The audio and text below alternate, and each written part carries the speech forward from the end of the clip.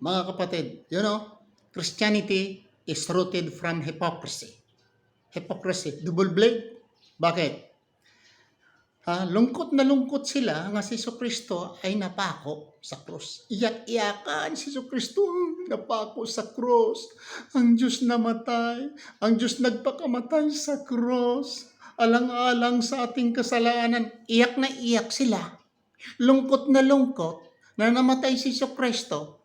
Pero sa ilalim, tungtuwa naman. Bakit? Dahil sa kamatayan ni Kristo, ay naliligtas sila sa kanilang kasalanan. Nabayaran ni Kristo ang kasalanan nila. Lungkot-lungkot nga namatay, sa kabilang dako naman, tuwang-tuwa rin dahil nabayaran naman ang kasalanan. Is this not hypocrisy? Nalungkot ka, pero sa ilalim ay nasisiyahan ikaw dahil yung kasalanan mo, tinubos ni Kristo. Yan is hypocrisy. Hypocrisy talaga. Di ba? Natutuwa dahil nabayaran ng kasalanan. Iyak na iyak dahil sa kamatayan sa kanilang Diyos. Bye-bye. Bye-bye, hypocrites. Dito tayo sa mga protestante tungkol sa ikapo. Palagi nilang ginagamit ito, binabasa sa simbahan, pero naman hindi naiintindihan. Basahin natin uli itong palaging binabasa. Malakay chapter 3 verse 10. Bring ye all the tithes into the storehouse, that there may be meat in mine house, and prove me now herewith, said the Lord of hosts, if I will not open you the windows of heaven, and pour you out a blessing, that there shall be no room enough to receive it. In my house, para mayroong mga pagkain sa aking bahay. Ibig sabihin, yung mga membro ang papakainin pala sa mga ikapo, mga membro. Ngayon, hindi membro. Hanggang pagbibigay lang yung membro. Dinadala sa mission, dinadala sa union, at tapos dinadala sa General Conference talking about Seventh-day Adventist. How about other religion and Protestante? Saan? Ang membro ninyong nagbigay ng ikapo, sinabi sa inyong Biblia, dalhin sa simbahan, sa storehouse, upang ang mga tao doon sa simbahan ay makakain. Ngayon ang ikapo ninyo, hindi nakakain ang membro, kundi nakakain dyan yung pastor ninyo. Mga kapatid, naku naman, gising, mindset. May nagtatanong, Ibrahim, ano ba yung pakay mo talaga?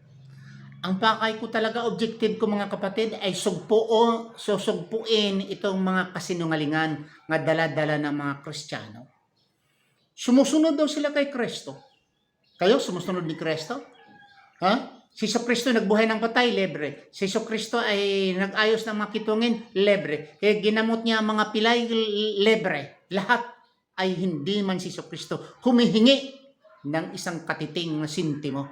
Kayo ngayon, kayo is particularly, sabihin na natin, Roman Catholic, di ba mayroong special ordinary sa inyo? Yan ba si Kristo special ordinary? Patay pera, binyag pera, piyesta pera. Pag nag-invite kayo ng padre papunta sa inyo ay pera. Doon ako galing sa Santikon. Ang mga membro ng Katoliko naglilikramo dahil mayroong pare pupunta sa kanila. Nangungoleksyon sila ng pera para sa kanilang para sa Katoliko, nga pare pumupunta. Si Kristo ba ay nagbigay ba ng ganyan? Naaral na kung ako'y pumupunta sa inyo, maghanda kayo ng pera. Mayroon bang hinihingi si Kristo na katiting o sintimo yung nag-ayos siya ng mga kitungin? Kayo ngayon, mga Romano Katoliko, di ba binyag pera? Patay pera? Ano pa? Pesta pera?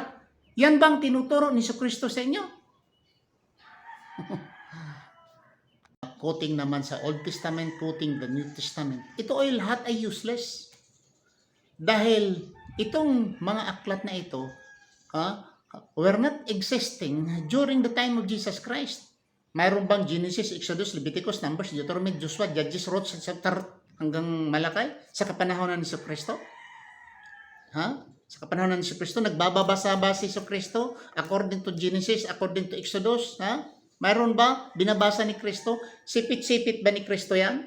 Another thing, yung New Testament, particularly the New Testament, especially, lumabas yan, sinulat yan, wala na si Kristo. hindi alam ni Jesucristo, nasulat yan, tama ba o mali? Kahit man ang isusulat nyo dyan, ay talagang walang silbi dahil wala na si Jesucristo at walang hindi makapapatunay si Jesucristo. Yung sinulat nila ay totoo or mali. Ang katibayan lang dyan, nga si Jesucristo ay hindi siya nagpatayo ng reliyon at hindi siya gumagawa ng Biblia. Kung may nakikinig, ikaw, isa ko sa mga pastor, pare, reverendo, or ministro nakikinig ngayon, mamatay kayo, magsulat ako ng aklat tungkol sa inyo. Do you believe tama? For how many years, how many decades ay sinulat ang New Testament after the disappearance of Jesus Christ?